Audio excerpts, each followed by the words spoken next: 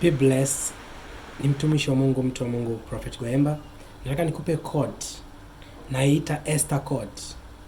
Code ya kwenda kinyume na utaratibu. Je, unataka kufahamu kodi hii ya kwenda kinyume na utaratibu? Ule wakati ambao unapitia changamoto nyingi sana, shetani na watu wa giza wanategemea ureact kwa hali ya tofauti, ila wewe badilisha hali ya reaction. Ule wakati wa maumivu sana, wakati ambao unapitia changamoto ngumu sana, amka asubuhi, anza kumshukuru Mungu. Mwambie Mungu, nakushukuru kwa sababu ya vipawa ulivyonipa.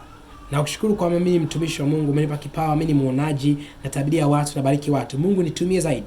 Kama nitabisha Mungu, nakushukuru kwa biashara hii ulionipa. Mungu kaniongeze zaidi, nifungulie milango zaidi Mungu.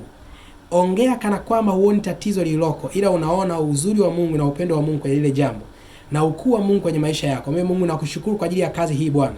Japokuwa watoto wananipiga vita, watoto wananikataa. Japokuwa Bwana nina madeni nadaiwa, lakini Bwana nakushukuru kwa fedha ulionipa na maisha ulionipa. Maliza, ondoka, nenda mbele. Itakusaidia sana pale ambako unaanza kuongea lugha tofauti na lugha ya tatizo. Wakati tatizo linakuja kwako linataka ubadilishe lugha, uongee lugha yake tatizo, lakini wewe ongea lugha tofauti. Badilisha tatizo lile kuwa faida kwako. Mshukuru Mungu kwa afya na kwa nguvu alizokupa nyingi. Utashangaa tatizo linapotea na hutaliona tena. Ni mtu wa Mungu, Prophet Gwemba. Mungu akubariki sana. Uwe na wakati mwema.